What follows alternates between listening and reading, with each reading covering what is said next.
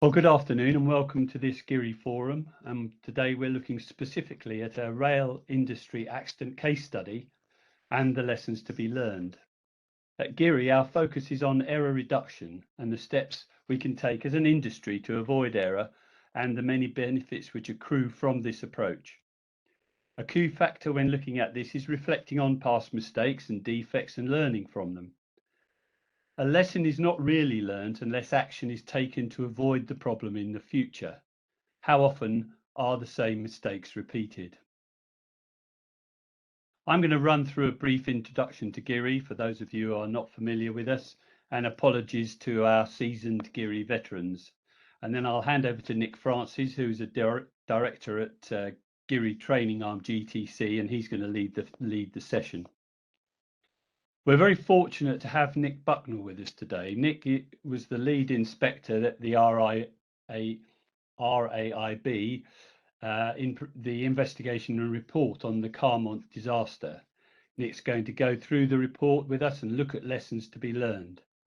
Please be aware Nick is only able to discuss issues which are already in the public domain, and he has to stick to this when answering any questions because of ongoing legal cases.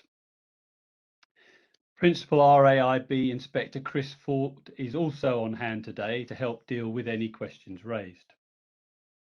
Please note we are recording the session. On the housekeeping front, can I ask you to mute your microphones, but if you wish to leave your video on, that's quite helpful because it just gives a bit more vitality to what we're doing. And any questions as we go through, please use the chat box and we'll pick them up in the interactive sessions. There will be some breakout sessions as well.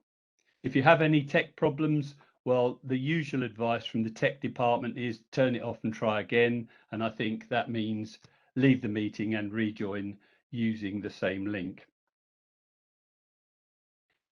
So in 2015, we carried out a research project in which we were looking to establish what's the root cause of error and how much do we waste as an industry. This was the birth of GIRI.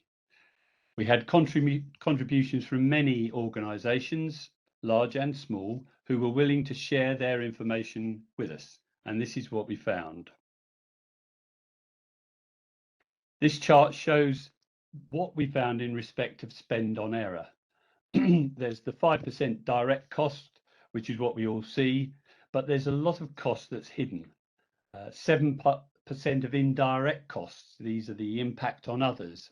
6% of unrecorded process waste, where errors are corrected but never recorded.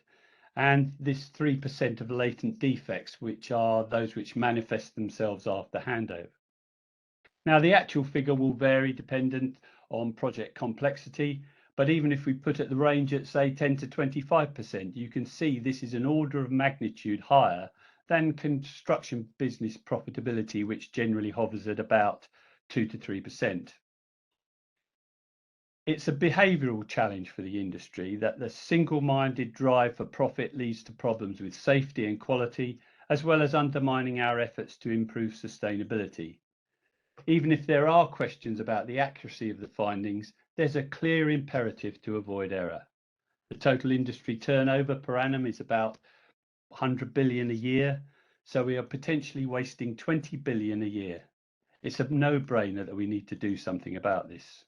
Our research found these to be the top 10 root causes of error: planning, design, communication, culture, commercial pressures, supervisory skills. Pertinent to note, I think, is that workforce skills did not feature as a root cause. Our activities following the result of the research have been targeted on these high-ranking causes. So let's take a quick look at how GIRI is going about seeking to achieve its objective of error reduction and the many benefits that such an approach brings. So we're on the thought leadership front. We have our training, which we developed with the CITB and is therefore available for levies. We've got leadership training, interface management and supervisory skills, and also train the trainer training. And these are all available through our website. They're very behavior orientated. We've had webinars across the world as well as in the UK, so they've been very effective. Our forums, such as this one today, have been held over the last couple of years, and we've covered diverse subjects including root causes of error, behaviours and culture, carbon, climate change, construction insurance risk, and design information sources. And then there's our knowledge sharing aspect. Through research, we've looked into design and produced a guide to avoiding error, which is available on the website. But there are also our other research reports, both the original research and ensuing research on technical issues. We are very active in terms of social media with websites and a regular newsletter, and also on LinkedIn. And we also have networking. We've obviously during COVID had to do a lot of that via virtually, but we're now getting out and about again, which is encouraging. So what are the benefits of GIRI? Productivity, yes, we've got the time and cost benefits, but let's also think about safety. 37% of accidents, it's been found, occur during rework. So if you're making error, you're increasing your safety risk. On the sustainability front, I think it's clear that if you're not wasting the materials and effort in doing rework, you're going to have a better carbon footprint. I think the quality benefit is manifest. And then, of course, if you're not making mistakes, you're not spending more time and money on issues, then your predictability of outcome is better.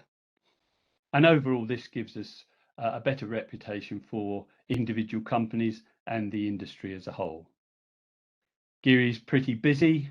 You can see here a list of things we're seeking to get on with this year. Many of those are already in train. So we need to have the right culture throughout the industry so that people feel empowered to act in ways which reduce error. And this would benefit those in the industry and those who live and work in the buildings and infrastructure we create. We need to change the way we work and behave. And if we do that, we will have an industry that is more cost effective and has a better reputation. I'm now going to hand on to Nick, who will chair the rest of this event. Thanks, Nick. Brilliant. Thanks very much, Cliff. Thank you. Right, so short and sweet for me. All I want to do is give a quick overview of what we're going to do today. So we're extremely lucky to have Nick Bucknall with us to bring all his expertise and insight from this incident. And we're going to look at this in sort of three big handfuls. First of all, we're going to hear about what happened. So hear from Nick, and then we'll have a Q&A session to really get under the skin of what happened. We'll then hear from Nick again to hear about why it happened, so the RAIB findings. And then we'll go on to the final bit, which is really the so what part of the session. And that's for us collectively to say, okay, what are the implications? What have we learned? What can we take from this into the rest of the industry? So those are the three parts. So without much further ado, what I'll do is I'll hand over now to Nick, who will explain to us exactly what happened in this incident. And what I can ask you all to do, please, is as we go through this, if you can type questions in the chat box, then at the end of Nick's presentation, we can answer those questions. So please feel free to type your questions in the chat box, and I'll hand over to Nick. Thank you. Thank you, Nick. Good afternoon. I'm Nick Bucknall. I'm an inspector with the Rail Accident Investigation Branch. I'm a civil engineer with 30 years experience in the rail industry. And I joined the RAIB in 2005. And as Nick has said, I was the lead inspector for the Carmont investigation. What I'm going to talk about this afternoon is based closely on our published report. This was published in March this year and is available on the RAIB website. So briefly about the RAIB, we are part of the Department for Transport, but we are independent from all parts of the rail industry, including the Department for Transport. They simply effectively provide AM rations, etc. Our sole purpose is to improve safety, and we do not apportion blame or liability. We're covered by UK legislation, which preceded our going live in October 2005, and we've been operational since that date on a 24/7 basis. And many of you may have come across us in the 15 years or so since. The crash at Carmont was a tragedy. It occurred in August 2020, and it involved the derailment of a passenger train travelling towards Stonehaven and Aberdeen. It was on a return part of its journey, having been stopped by problems on the line ahead during a period of extremely wet weather. This aerial photograph shows the train in its post-accident condition, with the leading power car hidden behind the vegetation in the centre of the picture, having come off the bridge, and coach D, which was immediately behind the power car on the left-hand side of the picture. Coach C behind that, upside down and rotated by 180 degrees. Coach B, which went down the bank and later caught fire. Coach A, which was substantially undamaged, and the trailing power car, which was also substantially undamaged. The accident took place just after 9:30 on the morning of Wednesday, the 12th of August 2020. All 6 vehicles derailed about just under 1.5 miles from Carmont signal box, and there were 9 people on the train at the time of the accident, 3 crew and 6 passengers. The driver of the train's conductor and 1 passenger suffered fatal injuries in the accident, and the others were all injured to some extent. The train was very lightly loaded because it was during a local lockdown as a result of the COVID-19 pandemic. Typically, between 25 and 50 passengers would be travelling on this, what was an early morning service out of Aberdeen, but having been delayed on its journey, was then, as I say, heading back. We now have a video which just gives an overview of the accident and the investigation, and for technical reasons, this is going to be played by Nick Francis on his computer.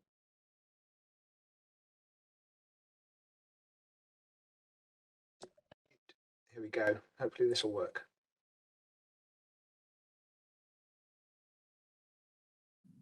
Just before 9:37 a.m. on Wednesday the 12th of August 2020, train 1 Tango 08 collided with debris that had been washed out from a drain onto the track at Carmont near Stonehaven in Aberdeenshire. At the point it struck the debris, the train was travelling at 73 miles per hour. The train derailed and deviated to the left before striking a bridge parapet which caused the vehicles to scatter. After destroying part of the parapet, the power car fell off the bridge and down onto a wooded embankment below. The following carriages travelled in different directions beyond the bridge. 1 ran down the steep embankment, 2 others overturned, and a 3rd came to a rest with one end on top of another carriage. Tragically, 3 people died as a result of the accident: the conductor, the train driver, and a passenger.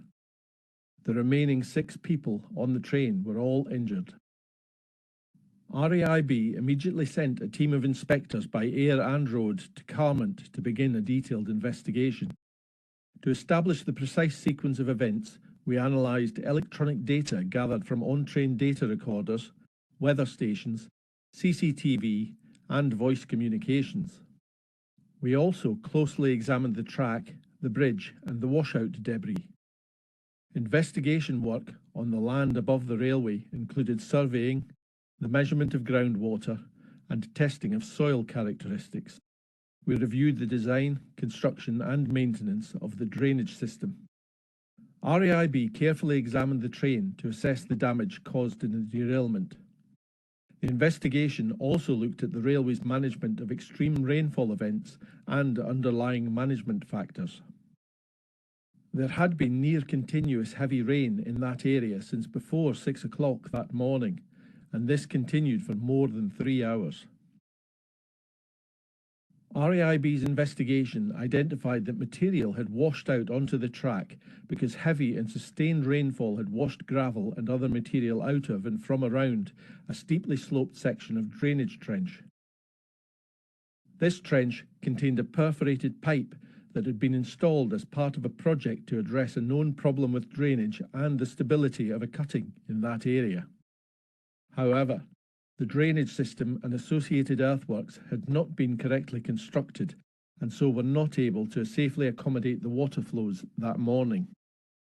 At about 7 o'clock on the day of the accident, train 1 Tango 08 had just passed Carmont signal box en route from Aberdeen towards Dundee, when it was instructed to stop because of a landslip and flooding that had been reported on the line ahead.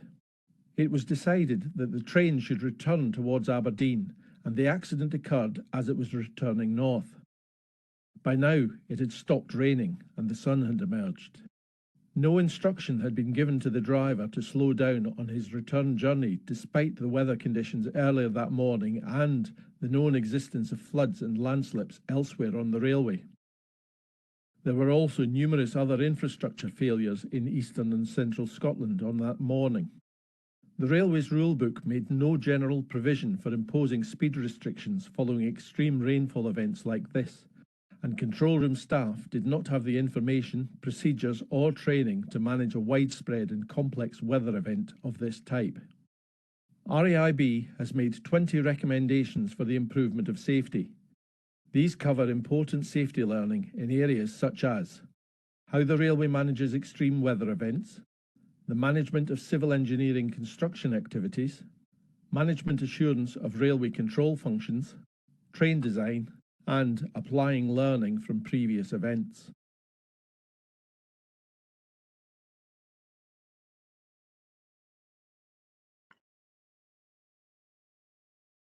Right, I'll hand back to you, Nick.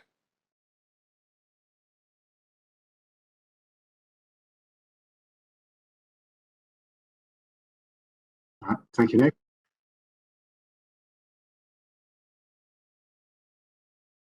So the RAIB investigation encompassed more than the civil engineering aspects, but it is the civil engineering that we'll be focusing on today. So as you've already heard, there was severe weather on the morning of the 12th of August. These are some of the Met Office radar images tracked over several hours, and it's been calculated that this was a rare event that could be expected at that location once in 100 years. So what might be known as a 1 in 100 event. That was based on 2013 methodology. Using older methodology from 1999, it would be even rarer at 1 in 144 years. The cutting stabilisation work and the drain involved were built between 2011 and 2012. If you look at the left-hand picture, the drain is shown by the dashed lines. There's a white dashed line, a little over 300 metres long, which is along the edge of a field, gently sloping towards the camera.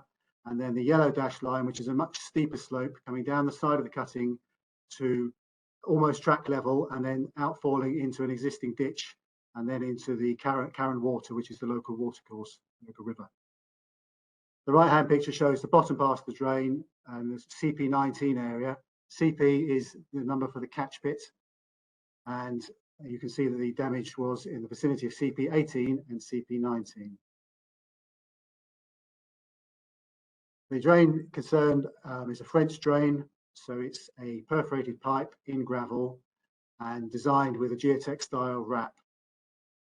Permeable on the upslope side to allow water to enter the drain, and impermeable on the railway side to prevent water carrying on onto the cutting face.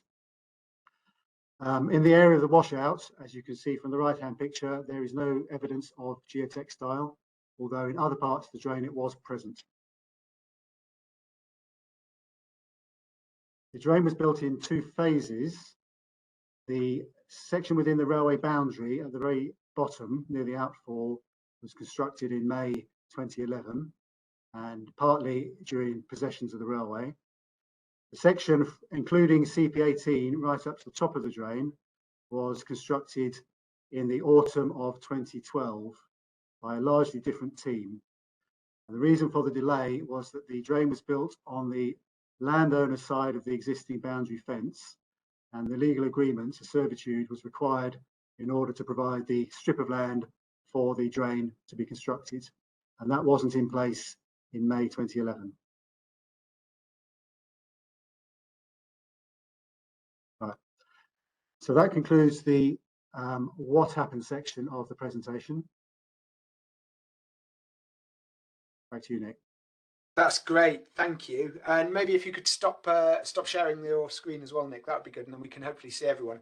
So for this bit, if everyone wants to put their cameras on, that would be great. Give a little wave. We know that there are other human beings out there. And we can already see some great questions coming in the chat boxes. So let's have a look at some of those.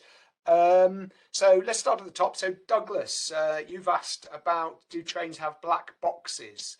So maybe you could comment on that, Nick. Yes, the train had a black box, and the evidence from that was a critical part of the evidence we collected during the investigation.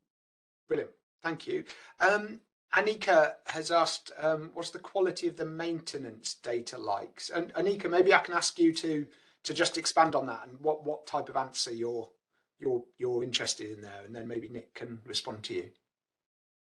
Yeah, no, I was just wondering, because I've worked on a few bits of ageing infrastructure, and sometimes half the battle is kind of trying to piece together historic information or records not being kept all that well. And I was just wondering if in this case, any of those sort of defects that you've picked up on there, was any of that captured in the maintenance, or were any other issues picked up beforehand?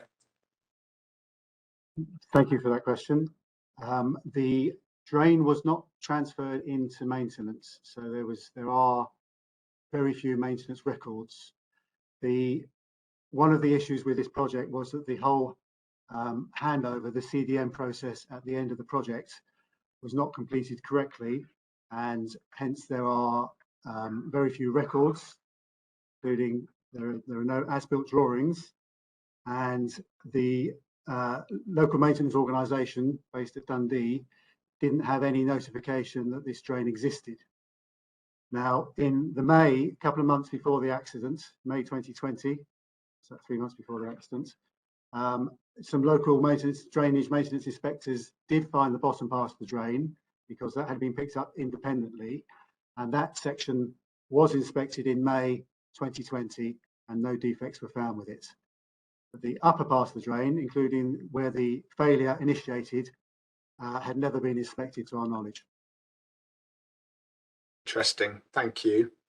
And then let's move on then to Mark's question, where Mark said, what's the assumed water flow and the calculated factor of safety? So this refers back to the fact that it was a 1 in 144 year event, and then by later calculations, a 1 in 100 year event. So maybe you could expand on that, please.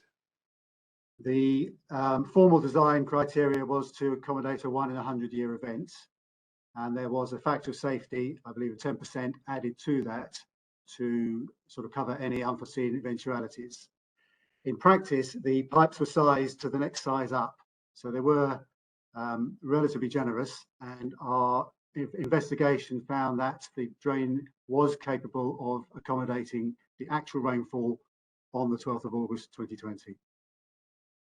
Interesting. And maybe you could just, so looking at that idea that things are designed for a 1 in 100 year event, but we know that 1 in 100 year events are now happening every few years. Are there any implications from that, or anything you want to comment on about that, Nick? Well, the fact that a 1 in 100 event may occur more frequently isn't in itself a problem if the drain can accommodate a 1 in 100 year event. What would be the problem? A problem would occur if a more severe storm occurred, but that's entirely speculative, and that hasn't happened in this case. Okay, great, thank you. So Paul Hallam has asked about other works constructed by Carillion, and have other works been reviewed to determine if other similar risks are present? Network Rail undertook a check of other drainage schemes, and indeed other works undertaken by Carillion as soon as it became clear in the early days of the investigation what had happened here, and I'm not aware of any other issues being found that were of this nature. Okay, great. And we've got one more question from Arwin about what progress is being made to fit track inspection to trains to aid in track maintenance, etc., appreciating the upcoming strikes around modernisation. So maybe you could comment on that, and maybe ask Arwin to confirm if that answers her question. Quite a lot of track monitoring is now done by train-borne equipment, what used to be known as high-speed track recording coaches. There's various systems operated by Network Rail that cover the entire network on a regular basis, and that the ability of that equipment to detect faults is increasing all the time as technology and data processing techniques improve. However, it's only ever going to be looking at the track infrastructure, because it's looking for pattern recognition and other sort of geometrical defects, and things that are going on line side or off track, as it's known, cannot sensibly be picked up by a train. However, I think the question was about implementing this kind of equipment or installing this kind of equipment onto normal trains, passenger trains perhaps, and certainly there are initiatives which are working on that. I'm not aware of anything that's actually operational yet, but it can, I may be wrong on that, but it's certainly only a matter of time until track will be monitored several times a day by passenger trains using those routes. Great, thank you. Does that answer your question? Yeah, it was more to do with picking up on the part of the investigation about having that information in real time back to the controllers and stuff. So of course, the more frequently it's monitored, the more data they'll have available to make decisions on. So that's where that's what prompted the question. Thanks, Nick. Yeah. I think until the data can be processed in real time and made interpretable, because it comes in gigabytes of data when these trains are downloaded, that's going to be the constraint there, making it usable. Brilliant. Thank you. Now we've got a question from Alice that links into the root cause. So what I suggest is we pause that question and then hand back to you, Nick, for the next part, which is your explanation from your findings of why this happened. And so we'll hand back for that next part, please. Thank you, Nick.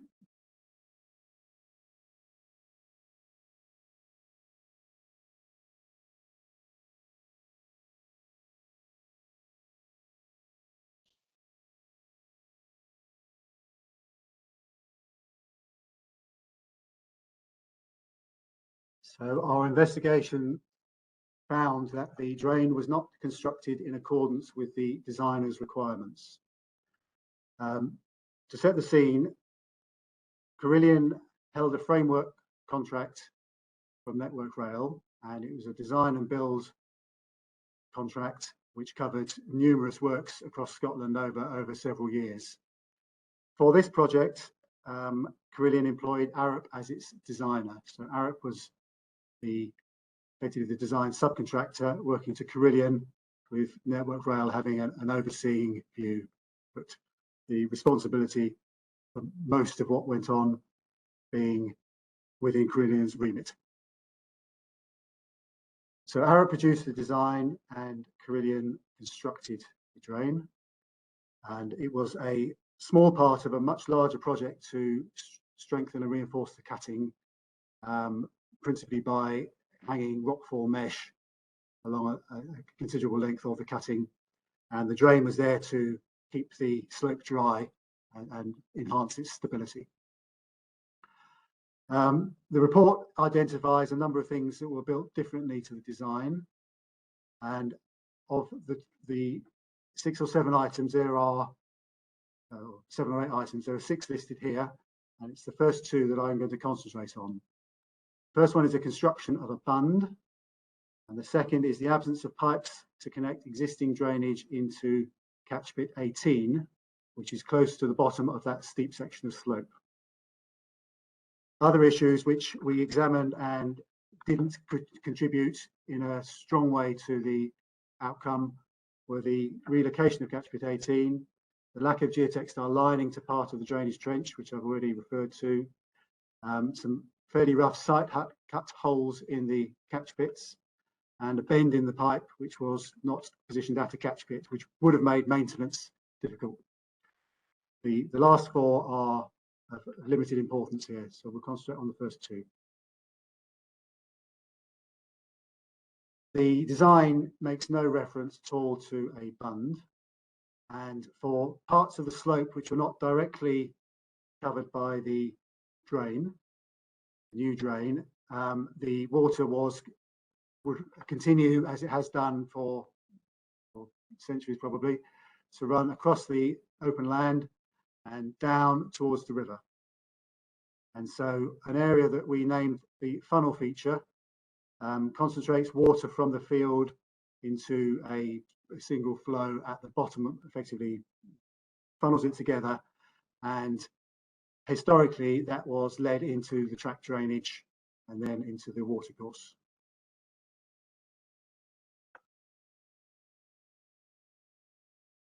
A bund was constructed, and because of Carillion's liquidation, there are no records that cover the work during 2012.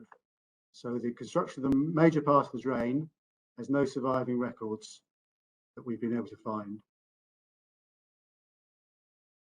Now, a bund was constructed, and it's highly likely that it was complete by the, in fact, we know it was complete by the time, or before, let me start that again. A bund was constructed at about the time the drain was built, and I'll show you some pictures of it in a moment. And the effect of the bund was to concentrate water flow in the funnel feature onto the surface of the lower part of this drain, just above Catchpit 18.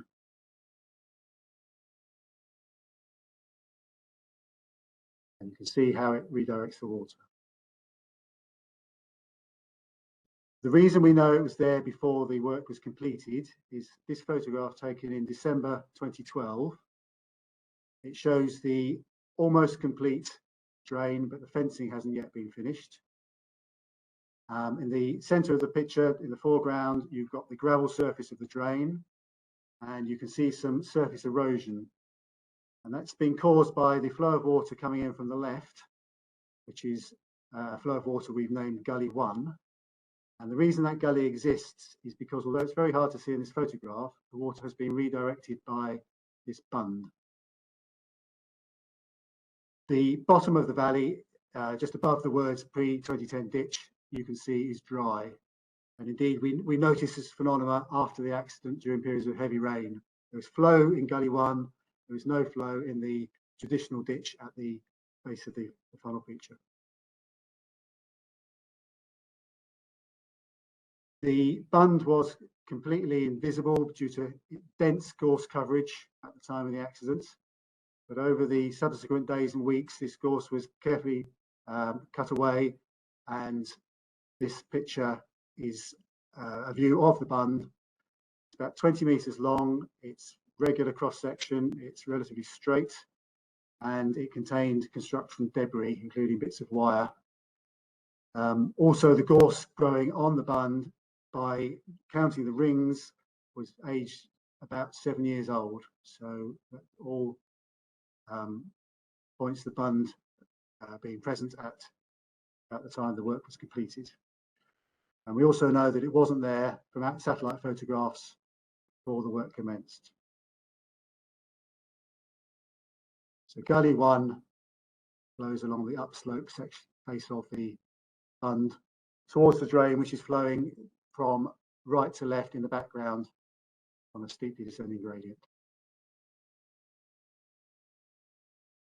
There's another short video, but this doesn't have any sound, so I'll be able to play it directly from here. It shows the effect of the bund.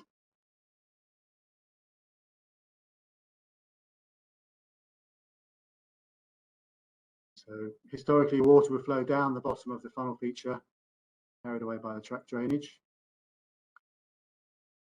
The effect of the bund was to divert the water, most of it, to intercept the drain.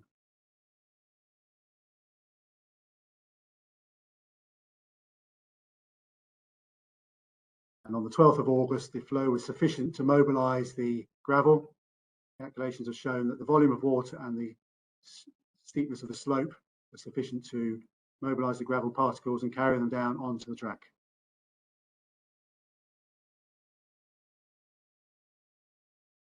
It's a picture of the exposed pipe in the area you've just seen in the animation. All the gravel has disappeared, and there's quite a lot of rock from the surrounding ground that's fallen into the what's left of the trench, the greatly widened trench.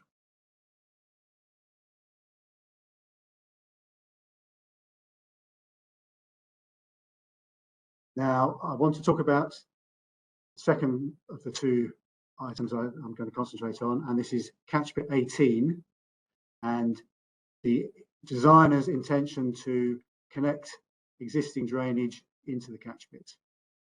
I don't know if you can see my cursor, but in the centre of the image, in green is the outline of the as designed location for Catchpit 18, which is within the railway boundary, indicated by the blue fence line.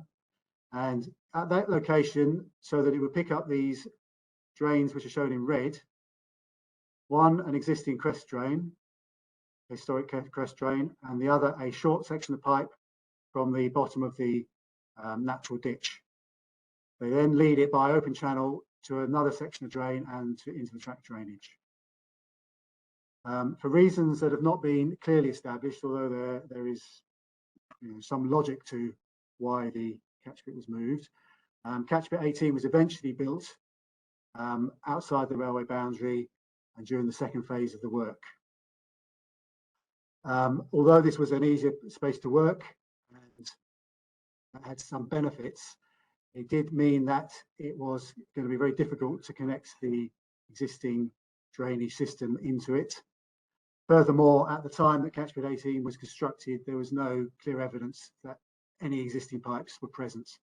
There had been sufficient work in this area to disturb the ground and any existing infrastructure, such that the team that built the second part of the drain were unable to find anything to connect into Catchpit 18. So it was built without connections. With the presence of the bund, there was very little water in the pre-2010 ditch. So that water had effectively been diverted already. Had the connections been made, our calculations show that they would have accommodated the flow of water on the 12th of August 2020. Had the connections not been made, but the bund not existed, then there may have been some washout in the lower part of the drain between Catchpit 18 and Catchpit 19. But because this is a shorter length of drain, it would have involved less material and therefore less risk of obstructing the railway.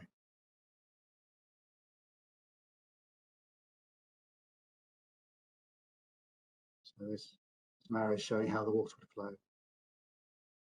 So to conclude, had the drainage system been installed in accordance with the designer's requirements, it's highly likely that it would have been safely accommodated the flow of surface water on the 12th of August. However, as installed by Carillion, the drainage system was unable to do so. Extreme weather, whether outside the norm, exists with or without climate change. Climate change increased the likelihood of heavy rainfall on the day of the accident, but not necessarily its intensity. And RAIB found no evidence that important differences from the designed drainage system, including the addition of the bund, were referred to ARUP or Network Rail for consideration and approval. And furthermore, there were no as-built drawings and no handover or CDM pack has been found either via Carillion or via Network Rail. Thank you, Nick. Brilliant, thank you. That's fascinating, and I know my head is whirring with the various sort of root causes that you're identifying there. So what we're going to do now is we're going to go straight into some breakout rooms, and the purpose of this is for all of the participants here to try and get their teeth into this investigation. And we're going to put you into groups of about 5 or 6. You'll be put into those groups automatically. And once you're in those groups, could you please just pick one person from within your group who's going to be basically able to speak at the end and ready to type your thoughts into the chat box. So one person nominated to type up at the end. Now, when you're in those groups, what I'd suggest is that you just try and think about a few things. So one is just to sum up within your group, why did this happen? Maybe to think, have you seen anything similar in your own work? You know, is this a completely isolated incident, or actually do you recognize some of these root causes? And then the really big question is the so what? What are the lessons that you think we as an industry need to take from this incident? So that's what I'd like you to do, is just get your head around what happened, why did it happen, have you seen anything similar, and so what? So if I can ask Helena, please, to do her magic and put you into your breakout groups. You should pop in automatically. Once you're in the groups, please turn your cameras on and talk to each other. It's much more fun if you can see human beings. So turn your cameras on. You should have 10 minutes, and then you all pop back in. As soon as we're back in the room, please, the nominated person, put their bullet point thoughts into the chat box, and we'll see what everyone thinks is the so what, the lessons we should take away from this.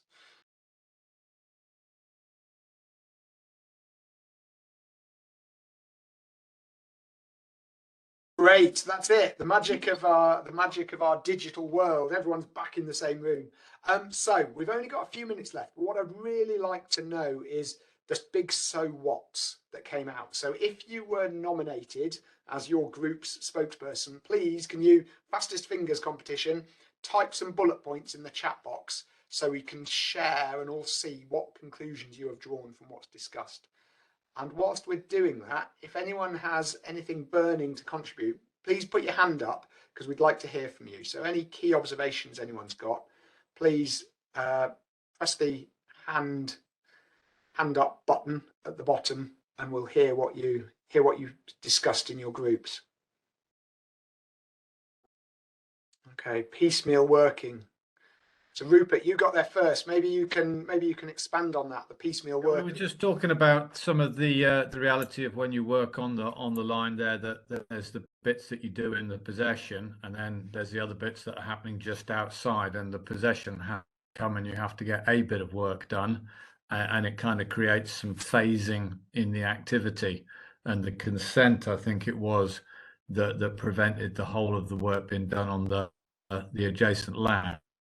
And that segmentation of the work into phases, but sometimes that phasing creates a design issue or a snag or a defect or something that wasn't immediately apparent when the drawing's drawn as a one-up. But if you draw a line where you're going to do it, it might actually create a problem how you finish it off. That's really interesting, and that totally echoes what we do in all of the interfaces training that GIRI do. And it's interesting that you've identified that the piecemeal work suddenly introduces a whole extra bunch of interfaces. Creates an interface. Funny old thing, you end up with more errors. Great, thank you. So Arwen, you've mentioned about the culture of blame, and that maybe things get hidden. But maybe I'll go on to Lyndon. You've said, can you expand on what you've said about question the design by all means, but don't amend it? Maybe there's some nuance there. Yeah, I think fundamentally it seems that what has happened is a result of something being built that wasn't in accordance with the design, and the design seems to have been independently checked and verified that, you know, had it been built as per the design, it would have worked, but it wasn't built as per the design. So by all means, I'm all for questioning designers and what they produce, and I'd encourage anybody to do that. But if you ask those questions and either you don't get a response or you get told, no, you can't change the design, then stick to it. Or if you do change it, then get that agreed in terms of RFI, technical query, whatever the mechanism is under the contract. But ultimately, what contractors are paid for, and I'm a contractor, is to build what is the design. We're not there to, you know, to change the design at our whim because we might have an idea that actually we've generated some surplus material. Wouldn't it be a good idea to actually use that material on site rather than to sort of remove it in quite tricky circumstances? So I can kind of understand the logic that might have been going through people's heads, but unless you've formally agreed that change, don't do it. Interesting. Yeah. And it was interesting there that at the start you said, yes, you should question the design. So actually that constructive challenge is really, really important. But then doing something on your own and independently is where it sounds like you get the problem. So it's two things, isn't it? It's not blindly just doing what you're told, but it is questioning and actually trying to understand it yourself. Great, thank you. Let's I'll have one more. Maybe we can go to Paul Hallam. You've talked about culture, mismanagement, lack of responsibility for records, poor planning, re-fence and permissions. So Paul, maybe I can ask you to just sort of expand on what you've written there. I was kind of chucking everything in there, to be honest, Nick. Yeah, we had a good discussion amongst the team. Some of us were in rail side of works as well, but a lot of it's perhaps coming back to the responsibility and that it wasn't built correctly the first time, and why that happened, why they didn't get the design or the change requests carry through and authorised. Was it just poor planning and mismanagement, or was there another reason? Obviously, we didn't have time to go into the details of the culture or the layout of the works and anything else, but perhaps there's some other factors that we don't perhaps know about just yet from this forum as well. Great. Okay, thank you. Well, I'm conscious of time, so there's some really, really interesting comments in the chat box. Please do have a look at those. We will capture them and share them, but I will hand now back to Cliff to wrap us up on time. Yeah, well, I haven't really got a lot to say because there's so many questions there. It's really interesting, and the numbers of people who are in attendance shows how important such issues as this are, and what we're seeking to do as GIRI is air these issues as we have done today, give us a chance to talk about them, and most importantly to learn from them and to avoid this sort of accident again in the future. What's also I've noted from the questions is how much communication comes into play here. The communication both ways, both with the designers looking and having a feel for what's the challenges of the construction site, and the people on the construction site communicating back when they change things for practical reasons. And this is a lesson we need to learn throughout the industry, and it comes back to the culture that we've been talking about. So can I just thank Nick Francis for leading us today, and particularly Nick Bucknall for his input and being so open with us and being prepared to stand up and be counted. I'm also going to say thank you to Chris Ford, who hasn't had any involvement, but he was standing by for any difficult questions. Thank you, Chris. And so we have recorded the event. That will be available. The chat box is available, and GIRI will be considering other ways in which we'll be able to communicate to you and others the benefits that we're learning in terms of lessons today. So thank you very much. Cheerio.